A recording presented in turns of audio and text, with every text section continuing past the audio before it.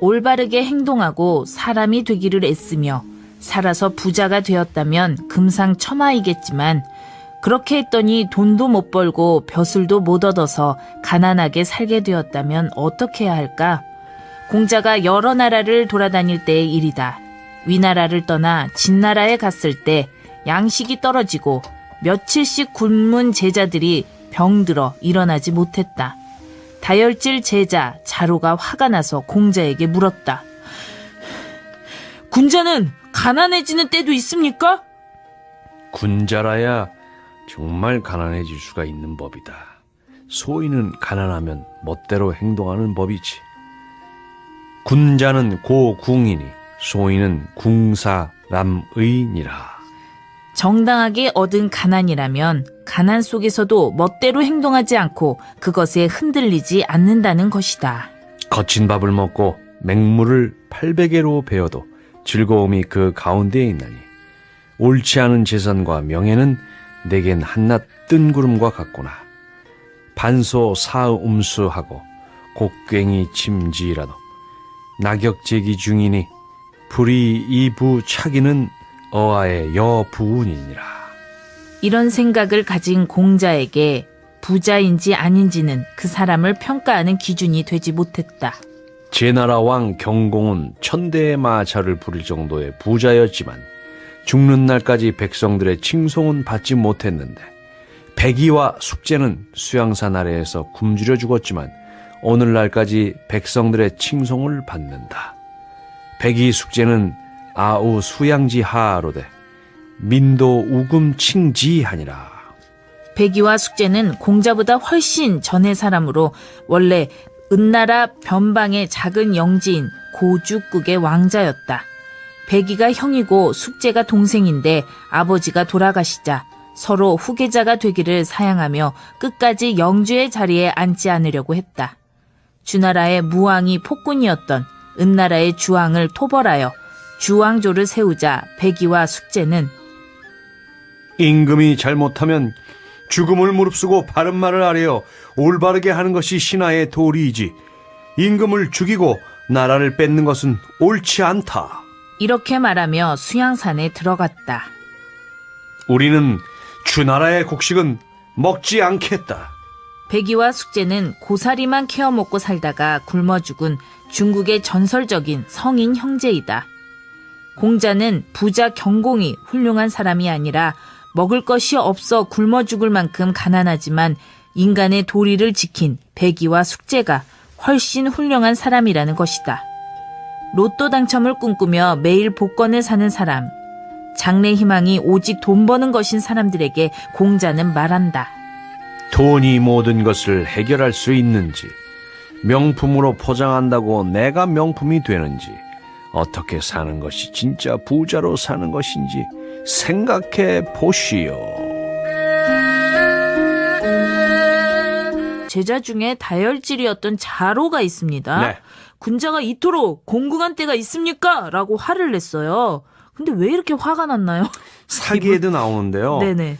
공자가 이 노나라 애공 6년에 기원전 489년에 위나라를 떠나서 그러니까 노나라를 일단 떠나요. 네. 원래 노나라 사람인데 네네. 이제 군주가 정치를 잘못한다고 해서 떠나서 그 16년 동안 주유를 합니다. 그러니까 그 각 나라를 돌아다녀요. 돌아다니는데 위나라를 떠나서 진나라와 채나라를 거쳐서 초나라로 갔다가 다시 또 위나라로 갔다가 뭐 이렇게 왔다 갔다 해요. 그러니까 네네. 그 다닐 때 항상 어떤 곳에서는 공자 저 유명한 공자께서 오셨다 해서 잘 대해준 곳도 있었지만 네네. 어떤 곳은 전쟁이 벌어진 곳도 있었고 어떤 곳은 뭐 흉년이 든 데도 있었고 그랬을 거 아니에요. 그러니까 그렇죠. 굶주렸죠. 진나라와 채나라 사이에서 일주일을 굶었어요. 일주일. 어떻게 네. 일주일을 굶어. 그러니까 이제 자로가 다혈질이거든요. 네네. 그러니까 선생님한테 화를 내는 거죠. 선생님은 뭐 맨날 입만 열면 군자가 어쩌고저쩌고 하는데 뭐 군자도 이렇게 굶을 때가 있어요. 이렇게 화를 낸 거예요. 그래. 네. 그럴만하네요. 그랬을 때 공자는 검은고를 켜면서 노래를 하면서 왠지 군자만이 제대로 가난할 수 있는 거란다. 이렇게 얘기했다고. 그러면서 그 한문으로도 얘기해 주세요. 한문으로 이렇게 얘기해 주셨을 때, 얘기하실 때, 이분 있잖아요. 군자, 고궁, 서인궁, 자로가 사람이. 이랬을 아주 그냥 확 그냥 여기저기 막 그냥 공자님 이랬을 것 같아. 왠지 화냈을 것 같아. 자로가 그렇게 했죠. 네. 자로가. 배고프면 손도 떨리고 화나고 아무것도 못하는 사람 많거든요. 네. 저도 그렇거든요. 자로랑 저랑 그런 스타일이네요. 배가 고프면 화가 나고 판단력이 떨어져요. 네. 예, 그거는 과학적으로 이 뇌에 가야 되는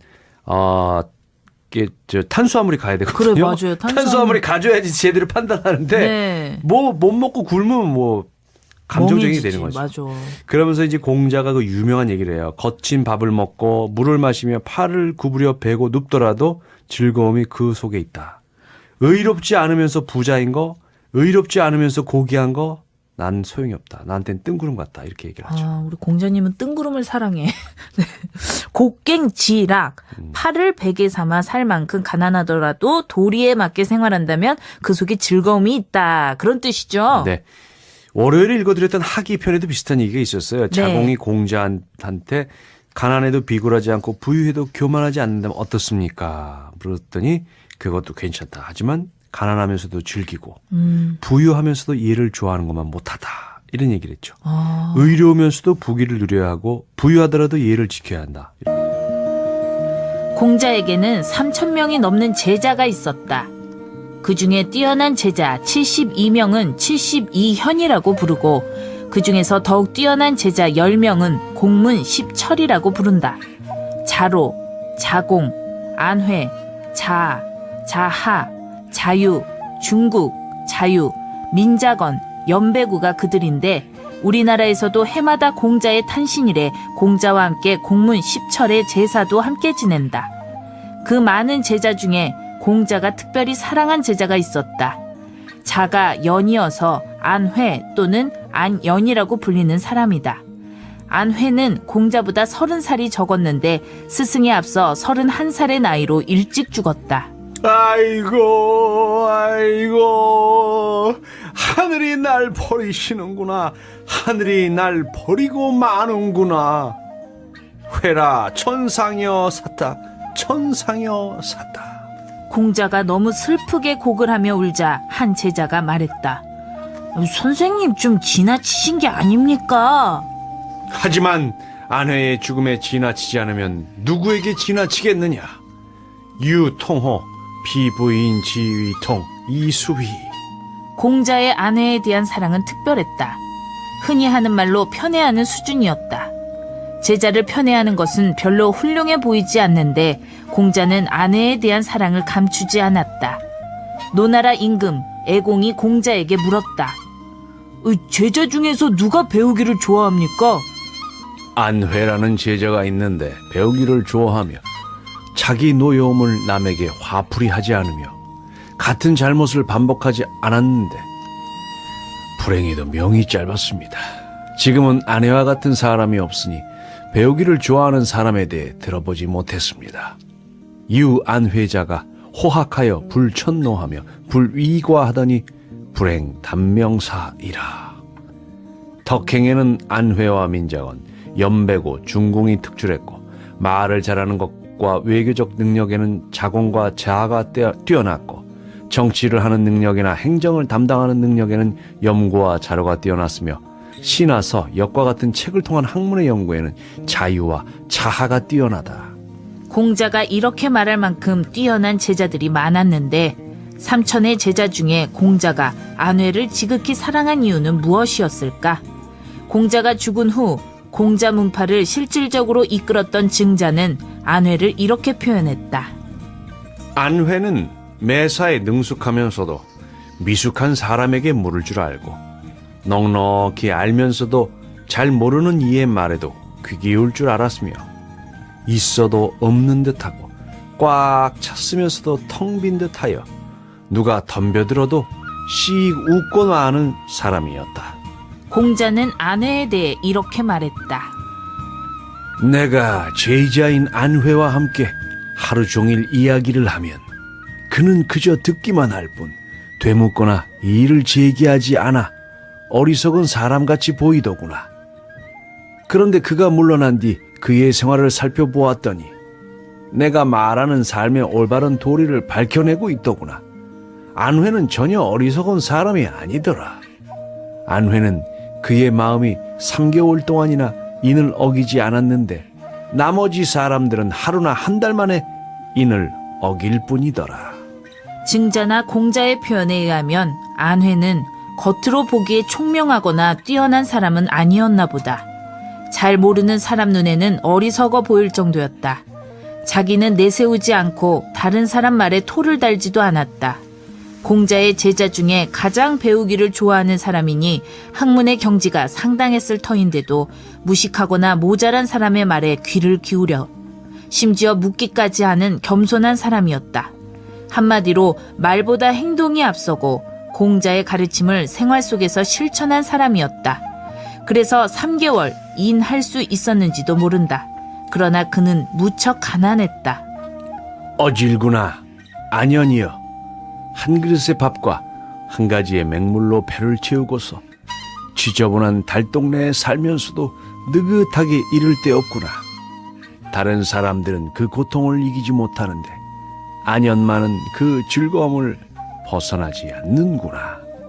공자의 그 학문을 그러니까 계승할 사람으로 공자도 인정을 했고 굉장히 똑똑했고 그러면서도 겸손했고 그랬던 사람이었다고 그래요. 자기가 똑똑하고 그렇지만 그런 것들을 굉장히 내세우지 않은 그런 사람인가 봐요. 그렇죠. 예. 그리고 아내는 가난하게 살면서도 즐겁게 살았나 봐요. 공자는 아내가 한 그릇의 밥과 한 바가지의 물 먹으면서 네. 또 누추한 곳에 살았다고 하는 거 보니까 이제 가난하게 살았던 것 같아요. 그러면서도 자기의 즐거움을 잃지 않는다고 칭찬을 했죠. 네. 안빈낙도라고 하잖아요. 네. 안빈낙도. 안빈낙도. 네. 자, 3대 제자가 있습니다. 네. 네. 요거는 시험에 나와요. 자로하고 자공하고 안회. 네. 이렇게 세 사람. 자공, 안회. 네. 알겠습니다. 또 한 제자가 있었다. 원래 이름은 단목사인데 보통 자공이라고 불리는 사람이다. 자공은 공자보다 31살이나 적었다. 안회와 비슷한 나이인 셈이다. 말을 잘하는 사람이 있었는데 노나라 실력자 개강자가 공자에게 물었다. 자공에게 정치를 맡길만 합니까? 자공은 사리에 통달해 있으니 정치를 하는데 무슨 어려움이 있겠습니까? 그 정도로 자공은 영리하고 재주가 많은 수재형이었다. 그러나 자공을 대하는 공자의 태도는 민망할 정도로 엄했다. 공자는 자공을 칭찬하기는커녕 사람들 앞에서도 서슴없이 혼냈다. 자공아, 넌 어떤 사람이 되고 싶으냐? 저는 남이 저에게 하지 말았으면 하는 일을 저 역시 남에게 하지 않는 사람이 되고 싶습니다. 미안하지만 넌 그런 사람 되려면 아직 멀었다. 아무리 스승이라지만 이 정도 지적이면 거의 거절할 수준이었다. 심지어 공자는 자공에게 안회와 비교하는 질문을 던지기도 했다. 자공아, 너와 안연을 비교하면 누가 더 낫다고 생각하느냐? 제가 어찌 안연을 감히 쳐다볼 수 있겠습니까? 안연은 하나를 들으면 열을 아는 사람이고 저야 기껏 하나를 들으면 둘을 알 뿐인걸요. 잘하는구나. 넌 아직 안연에게 안 돼. 그 뒤에 자공의 대답은 없었다. 어느 날 숙손무숙이라는 노나라의 높은 관리가 조정에서 다른 사람들에게 말했다. 자공이 공자보다 더 똑똑하다. 자복경백이라는 사람이 이 말을 자공에게 전했다. 자공이 말했다. 담의 높이가 어깨쯤이라면 집안을 들여다볼 수 있겠지. 그러나 그 담이 내 키보다 훨씬 높다면 그 안을 볼 수 있을까? 우리 선생님의 담은 사람들의 키보다 훨씬 높다네. 그러니 문으로 들어가지 않고서는 그 안의 아름다움과 호화로움을 볼 수가 없지. 그러나 그 문 안으로 들어가 본 사람은 얼마 안 되지. 손숙무숙이라는 양반은 담 안을 볼 수도 없고 문 안으로 들어가 보지도 못해서 말도 안 되는 소리를 하는군. 공자의 질문이나 자공의 대답이나 보통의 사제지간에서는 상상도 할 수 없는 마치 무림고수의 한판을 보는 듯하다. 이렇게 엄한 스승 공자는 자신이 죽고 난 후에 일처리를 자공에게 맡겼다. 공자가 죽은 후 제자들은 3년상을 지냈다. 다른 제자들은 3년상을 치르고 다 돌아갔지만 자공은 차마 발을 떼지 못하고 3년을 더해 6년상을 지냈다. 스승 공자가 자공에게 그렇게 엄격했던 것은 너무 넘치는 자공을 다듬어주고 싶은 깊은 뜻이 있었고, 제자 자공은 스승의 그 뜻을 다 헤아리고 있었던 모양이다. 안회는 거의 도를 터득했지만 자주 쌀통이 빌 정도로 가난했고, 자공은 천명을 이해하지 못했지만 재산을 늘리는 재주가 있고 예측을 하면 자주 들어맞았다. 지금 우리에게 비춰지는 자공의 모습은 머리 좋고 말 잘하고 재주 많고 높은 벼슬에 오르고 돈도 많은 사람이다. 엄청 성공한 사람인 셈이다. 하지만 성공한 남자 자공은 무엇이 부족해서 공자의 문화에서 학문을 배우고 그 엄한 가르침을 견디었으며 공자가 죽은 후에는 6년상까지 지냈을까? 부자가 되는 것만으로, 사회적으로 성공하는 것만으로 해결되지 않는 인생에 무엇이 있지 않았을까? 자신에게 진지하게 물어보시오. 안회와 자공 중에서 누구를 닮고 싶은가?